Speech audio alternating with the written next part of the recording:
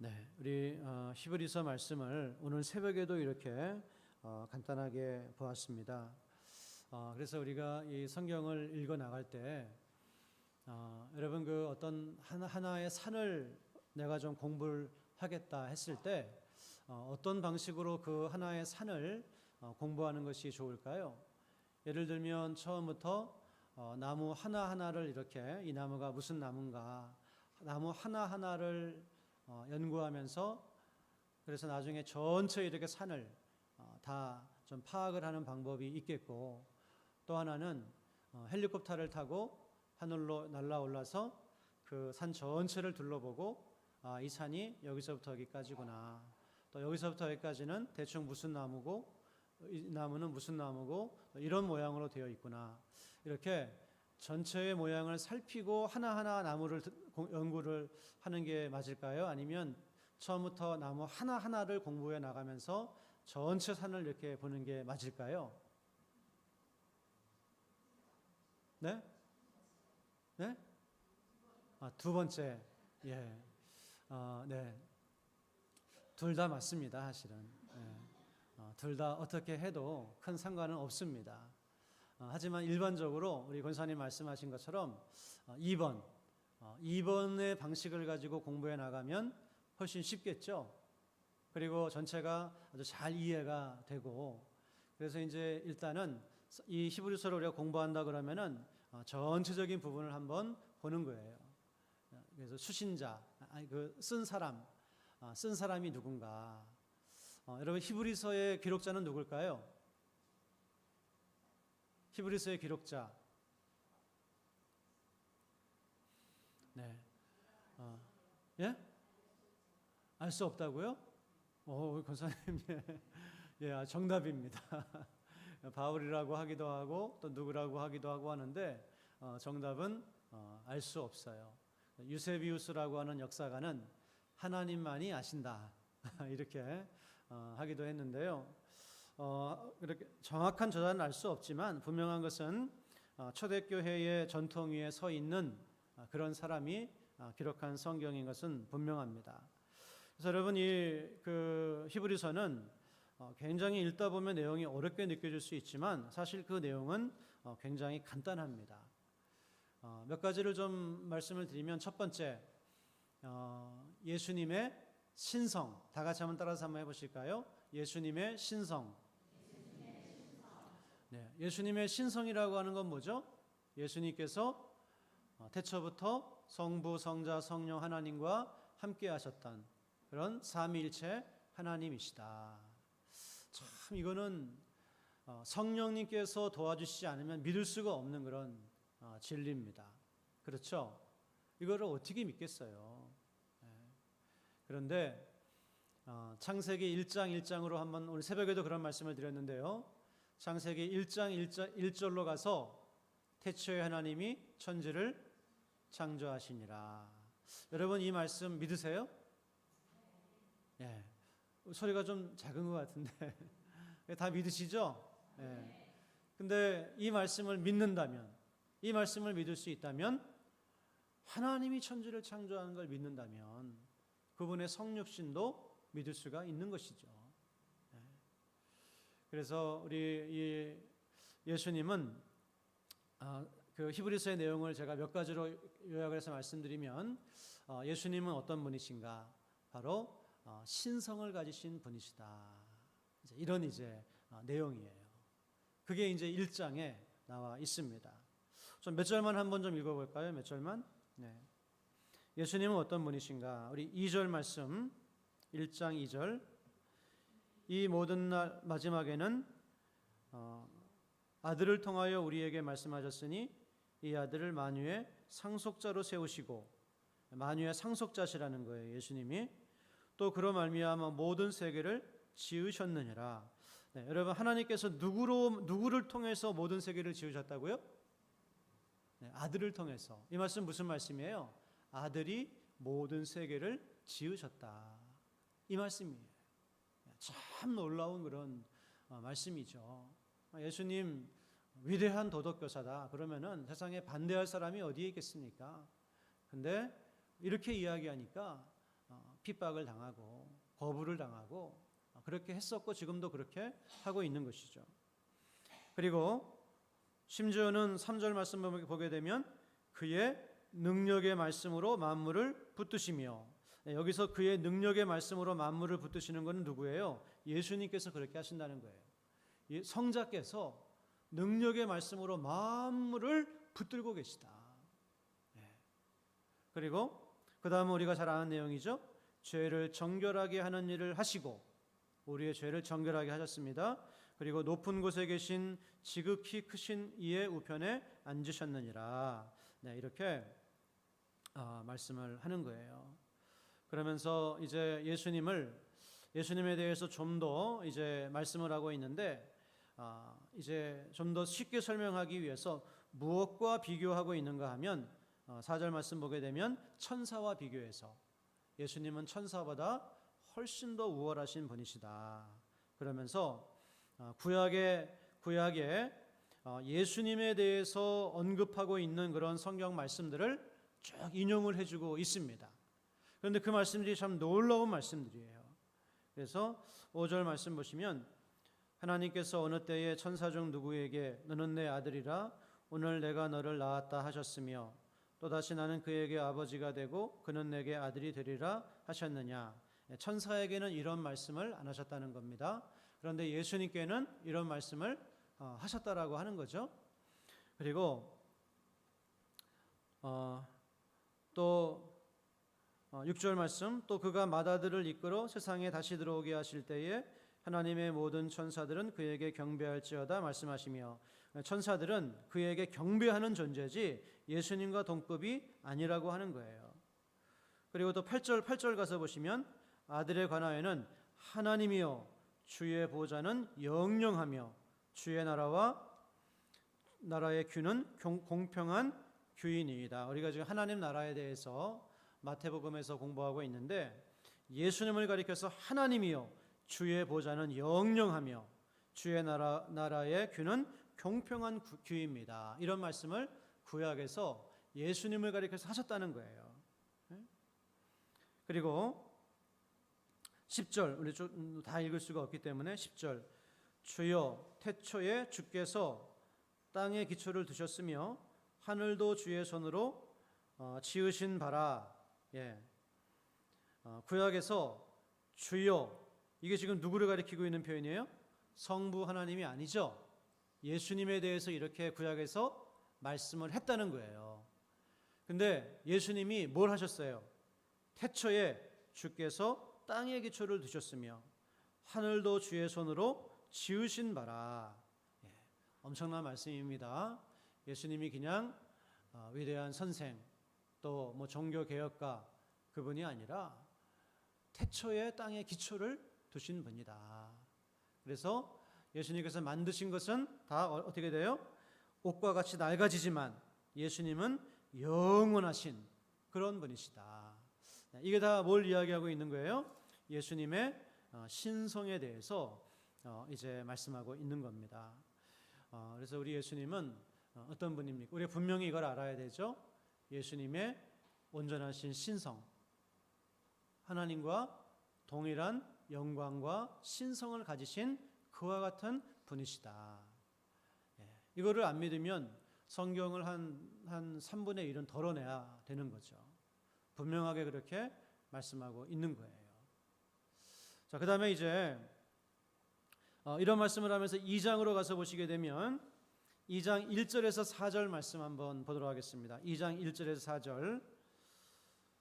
다 같이 한번 읽겠습니다. 2장 1절에서 4절입니다. 시작.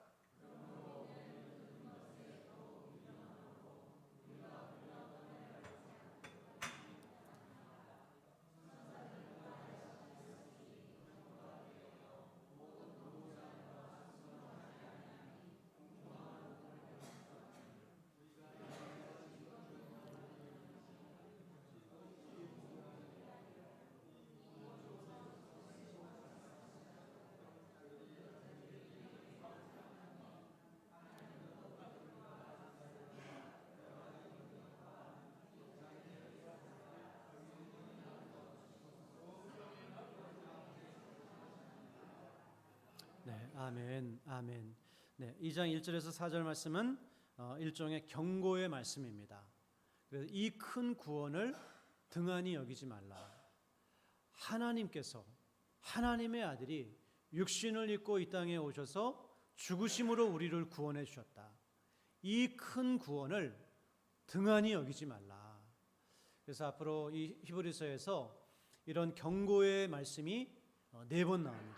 5번 나옵니다. 5번. 히브리서에서 경고가 몇 번 나온다고요? 5번. 그래서 히브리서의 그 말씀을 쭉 증언해 나가면서 중간중간에 경고가 5번 들어있어요. 첫 번째 나오는 경고인데 이 큰 구원을 가볍게 여기지 말라. 우리가 얼마나 놀라운 하나님의 능력과 은혜로 구원받았는지를 잊어버리지 말라. 이제 그런 말씀이에요. 자, 그래서 히브리서의 첫 번째 주제가 뭐라고요? 예수님의 신성. 그리고 두 번째 히브리서의 주제는 예수님의 인성입니다. 예수님의 인성이라고 하는 것은 예수님께서 하나님의 아들이신데 육신을 입고 이 땅에 오셔서 우리와 똑같은 그런 사람의 몸을 입고 이 땅에 오셨다고 하는 거죠. 왜 그렇게 오셨나요? 그건 이제 뒤에 나오고, 그래서 죄만 없으신 것 빼고는 우리와 똑같은 그런 그 육신을 입고 이 땅에 오셨다라고 하는 거예요. 그 내용이 바로 2장 5절에서부터 18절 말씀까지 예수님의 인성에 대해서 하나님의 아들이 육신을 입고 이 땅에 내려오셨다라고 하는 것을 이제 쭉 이제 말씀해주고 있는 거예요. 그래서 우리 14절 말씀, 우리 너무나 익숙한 말씀인데요. 14절 말씀, 14절 15절 말씀 다 같이 한번 읽어볼까요? 14절 15절 시작.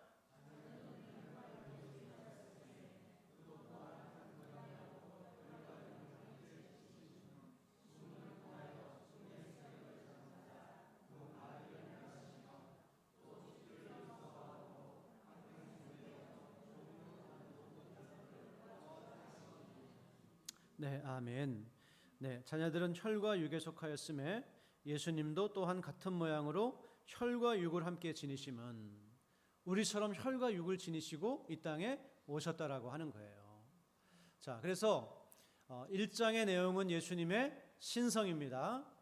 2장의 내용은 예수님의 인성, 우리와 똑같은 사람이 되셔서 이 땅에 오셨습니다. 그런 내용이에요. 그리고 이제 세 번째 주제가 3장서부터 나오는데 3장서부터 7장 28절, 그러니까 3장서부터 7장까지입니다. 3장서부터 7장까지 사실은 하나의 주제를 말씀하고 있어요. 그게 뭐냐 하면 예수님이 우리의 대제사장이시다. 이 말씀을 이제 쭉 하시고 있는 거예요. 여러분, 하나님의 아들이신 예수님이 왜 육신을 입고 이 땅에 오셨습니까? 우리의 대제사장이 되시기 위해서. 그래서 우리를 위해서 우리의 죄를 영원토록 속죄하시는 그런 제사를 예수님께서 오셔서 지내시기 위해서 오신 거거든요. 그래서 3장에서 7장까지의 내용은 예수님이 우리의 대제사장이시다. 근데 대제사장이신데 구약에 있었던 대제사장들과는 비교할 수 없는 뛰어나신, 그래서 모세보다 뛰어나시고 또 여호수아보다 뛰어나시고 구약의 다른 제사장들보다 뛰어나신, 한마디로 완전하신 우리의 대제사장이시다. 이것을 3장에서부터 7장까지 말씀하고 있는 거예요. 그래서 우리 7장 24절 말씀 한번 보도록 하겠습니다. 7장 24절. 지금까지 3장에서도 쭉 여러 말씀을 했는데 예수님은 어떤 제사장이냐, 레위 반차를 따른 제사장이 아니라 그런 멜기세덱의 반차를 따른 그런 이제 아주 독특한 제사장이신데 구약의 제사장들하고는 차원이 다른 진짜 제사장이시다. 그런 말씀이에요. 우리 7장 24절에서부터 한번 읽도록 하겠습니다. 23절 말씀부터 다 같이 한번 읽겠습니다. 시작. 제사장 된 그들의 수요가 많은 것은 죽음으로 말미암아 항상 잊지 못함이로되 예수는 영원히 계심으로 그 제사장 직분도 갈라지지 아니하느니라.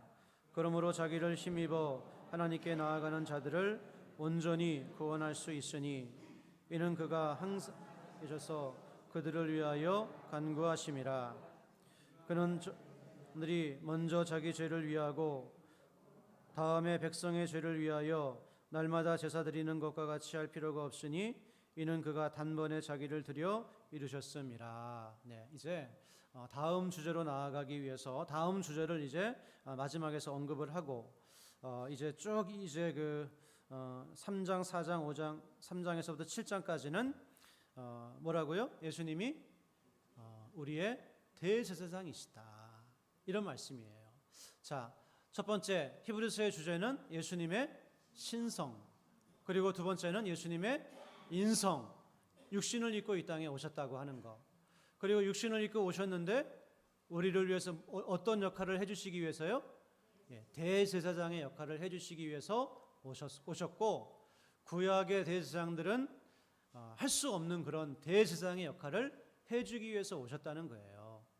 자, 그러면 이제 8장에서 8장, 9장, 10장, 8장, 9장, 10장의 내용은 무엇이겠는가?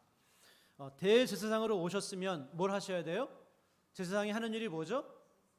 제사를 지내는 일이죠.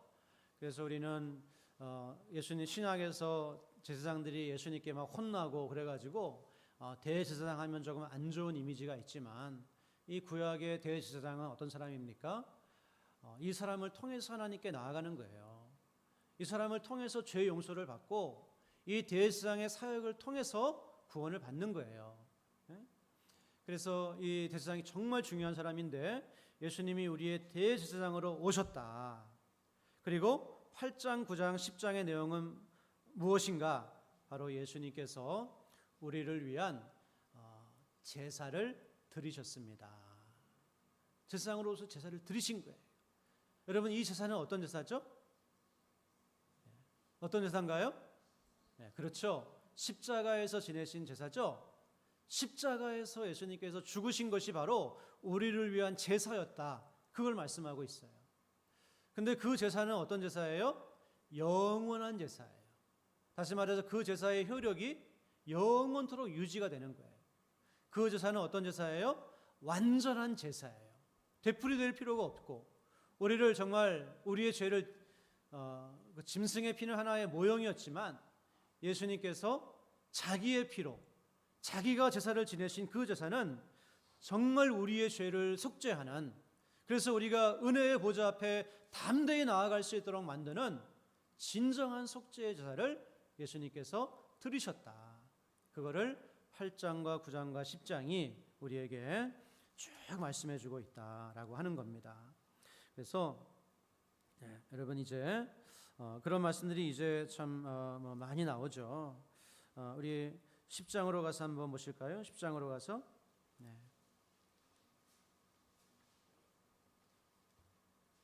네, 10장으로 가서 보시게 되면 완전한 제사를 지셨다. 10장 4절 말씀을 더 보시겠습니다. 10장 4절 말씀. 이는 황소와 염소의 피가 능히 죄를 없이 하지 못함이라. 구약의 제사들은 죄를 진정으로 해결하지 못해요. 그래서 이제 쭉 이어지는 지금 말씀들이 쭉 보게 되면 10절 말씀 가서 보시겠습니다. 10절 말씀. 황소와 염소의 피는 우리를 거룩하게 하지 못하고 우리의 죄를 속죄하지 못합니다. 그런데 10절 말씀 가서 보시게 되면 다 같이 읽겠습니다. 시작.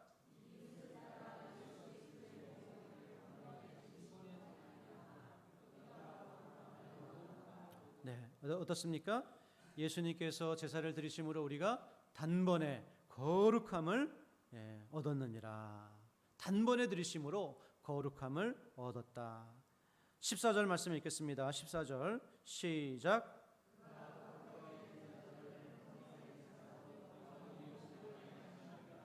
네, 그래서 한 번의 제사로 우리를 어떻게 하셨어요? 영원히 하나님 앞에서 우리를 영원히 온전하게 구원하시는 그런 역사를 하신 거예요.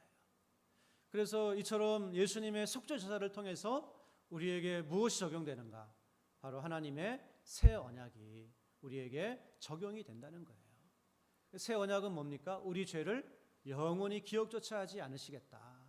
우리 17절 말씀 가서 보시게 되면 17절, 또 16절은 새 언약에 대해서 말씀하고 17절은 또 그들의 죄와 그들의 불법을 내가 다시 기억하지 아니하리라 하셨으니 이것들을 사하셨은즉 다시 죄를 위하여 제사 드릴 것이 없느니라.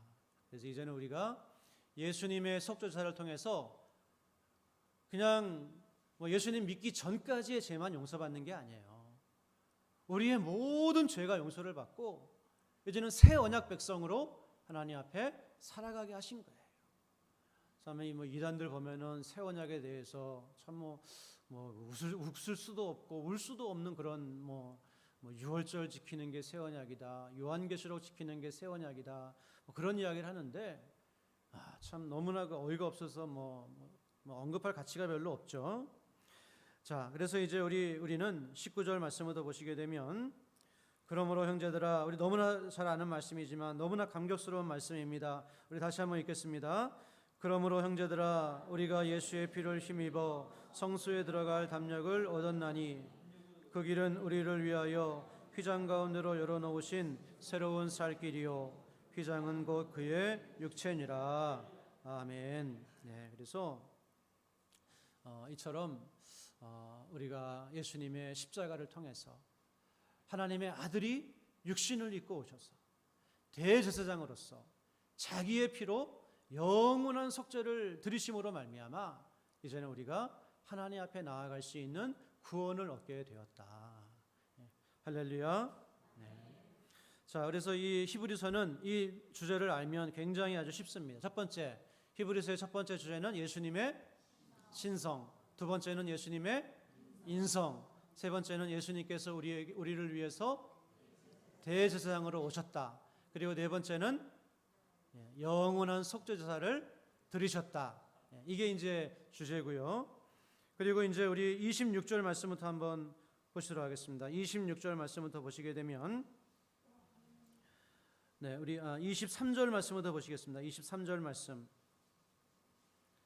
또 약속하신 이는 미쁘시니 우리가 믿는 도리의 소망을 움직이지 말며 굳게 잡고 이 믿음을 버리지 말라는 거예요. 이 믿음에서 흔들리면 안 된다는 거예요.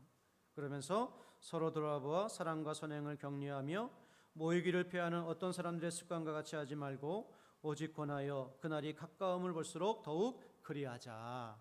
이 권면의 말씀이죠. 그래서 히브리서에서는 경고가 5번 나온다 그랬죠. 그리고 권면은 4번이 나옵니다. 제가 이제 우리 공부한 것처럼 예수님의 신성과 인성과 그분의 대제사장이심과 또 그 완전한 속죄제사를 말씀하는 중간중간에 5개의 경고가 들어가 있고 4개의 권면의 말씀이 들어가 있는 거예요.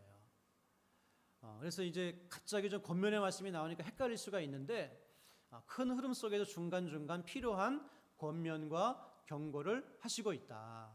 이렇게 이제 이해하시면 됩니다. 자, 그리고 이제 이처럼 우리에게 구원은 열렸어요. 예수님께서 길을 활짝 열어 놓으셨어요.